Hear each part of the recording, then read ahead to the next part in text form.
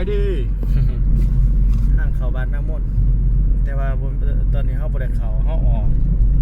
ออกแต่บ้านน้ำมนต์ไปหาดักทาง13 ไต่ต่อจากคลิปที่แล้วนะบ่ได้ต่อหรอกคนละอันนี้กันแต่ว่าที่จริงนะก่อนหน้านี้เขาควรสิถ่ายมาตั้งแต่ตอนนั้นแต่ว่ากะยาแล้วเฮ็ดเป็น2 คลิปเลยซะตัวนี้เป็นทางเขาเด้อกำลังเฮ็ดใหม่เขาสิออกไปทาง13 ไต่เนาะแถวหลัก19ก็ประมาณอยู่3 กิโลไป 3.2 กิโลนะเบิ่งตามโลเคชั่นเมื่อกี้ไอ้น้องกำลังสืบต่อก่อสร้างเนาะ ทางคอนกรีตคักแน่ได้สืบเล็กนี่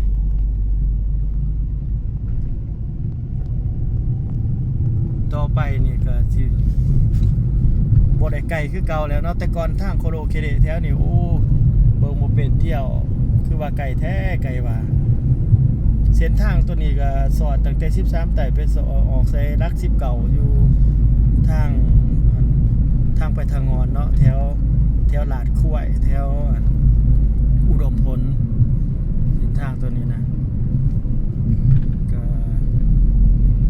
ไปทางนั้นก็สอดใช้ทางงอนออกไปแข้งเวียงจันทน์หมดแล้ว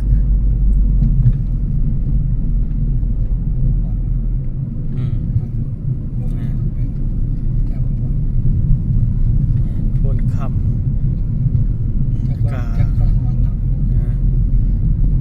ไปหาเกียงไป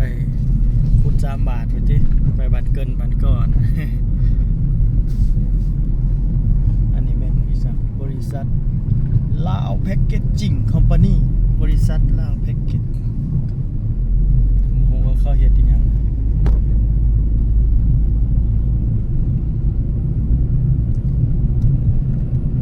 ดีแล้วทางดีแล้วแลนซัมซิแลนเลยแต่ก่อนบ้านคนโบราณเลยแท้เนี่ยมัน3-4 ปีหลัง5 ปีหลังอย่างนี้แต่ว่าเดี๋ยวนี้ว้าวหลายละแต่ก่อนมีแต่ตามหน้าทางเดี๋ยวนี้มีทั้งหลังทั้งยังมีเบิดว่าเสริมหลายเติม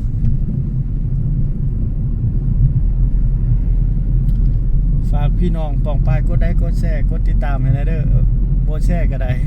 กดติดตามให้นะอันนี้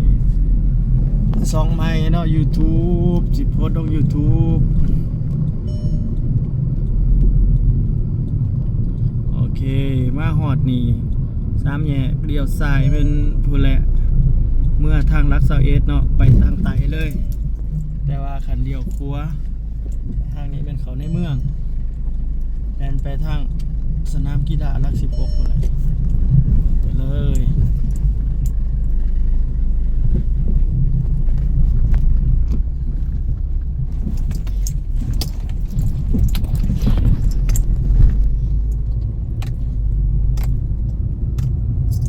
เป็นวันที่13 เดือน 6เนาะปี 2026เวลา 2:30 นเป็นวันเสาร์รถด่างพาหนะก็บ่หลายปานใดก็ถือว่าได้อยู่เด้แต่ว่าเส้นทางเส้นนี้แถวนี้บ่ติดดอกเนาะยามใดก็บ่ติดคือเก่าเพราะว่ามันคนบ่หลายแน่คันเข้าในเมืองนี่มันก็สิติดอยู่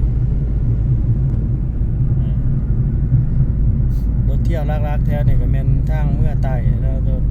รถโดยสารก็เมื่อพุ่นแลปากเซ่จำปาสักเมื่อตะปือเซกองสารวัตรสวรรค์ขมวนแถวนี่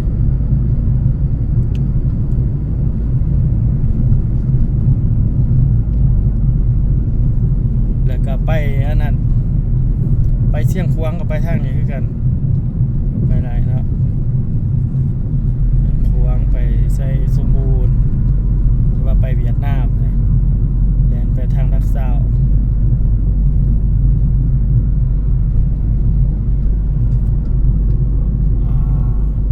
มันสิย้อนแสงหน่อยนึงเด้อพี่น้องเด้อมืดแน่แสงแดงแสงแถวนี้แถวลัก18เขาเคยถ่ายแต่แถวนี้แต่ว่าเบิ่งอีกเทื่อนึงฝนกำลังสิตกมาอยู่แถวในเมือง เ องสมมาพาควรขอบใจเด้อที่ตามให้แน่